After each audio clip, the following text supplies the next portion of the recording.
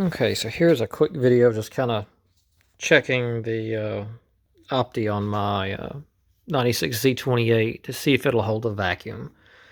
I think the main thing with the Opti is you want it to be sealed against oil and water from kind of getting into the thing, but it doesn't need to hold a vacuum, I don't believe. Just check my OEM one, my 1996 one, which I've got as a backup. The one currently on the car right now is from 2008. It's a GM one as well. The OEM one will not hold a vacuum, and I'm about to test this thing right here. So what I have right here is the OEM harness, the OEM Opti harness that came off of the car. So this is from 96. The one that's currently on the car was replaced in 08 as well. So pull off some of this old tape right here. Well, maybe I'll just leave it on there for now since I can't get it off one-handed. But check valve here, restrictor filter here, if I'm not mistaken, which I might be. I don't.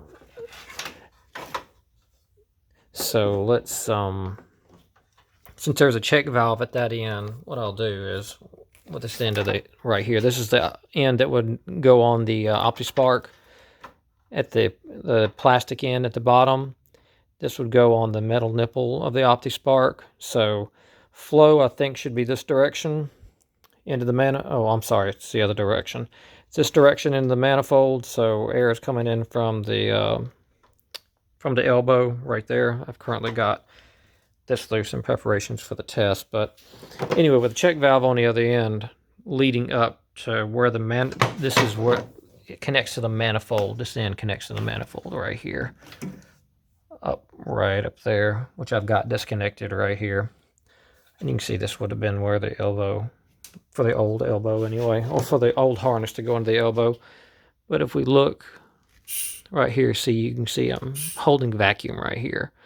So this approximately 30-year-old vacuum harness is holding vacuum just fine.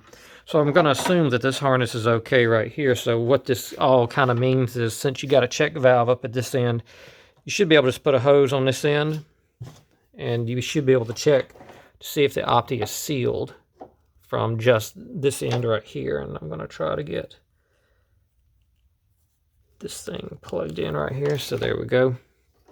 So I'm plugged in right here, and we'll see there's no, it's not holding vacuum. So the Opti is not sealed well enough to hold a vacuum. So what I'm going to do now is I've got a plug right here, and we'll plug this end of it. We'll come at it from the other end just to check it from the other side as well, just in case the check valve is not working, which I guess I could have plugged it on this end as well when I checked it, just to seal it all up. So if we do that right there, with that end plugged, check it right here, and we still see, I think due to the restrictor and stuff, you can see it's definitely not pulling down as quickly as it did at the other end. But it's the Opti is definitely not sealed enough to hold a vacuum. I think the main thing is just that it needs to be sealed well enough to keep out oil and water and gross amounts of oil and water, specifically, I suppose. You don't want stuff like that getting into it, but does it need to be sealed and hold the vacuum in order to operate properly? Nah, I'd say not. I think it's fine the way it is, and this thing runs just fine. And the one that I pulled back in 08, it ran just fine as well, and it won't hold a vacuum either. So not holding a vacuum on the Opti is definitely no big deal in my opinion.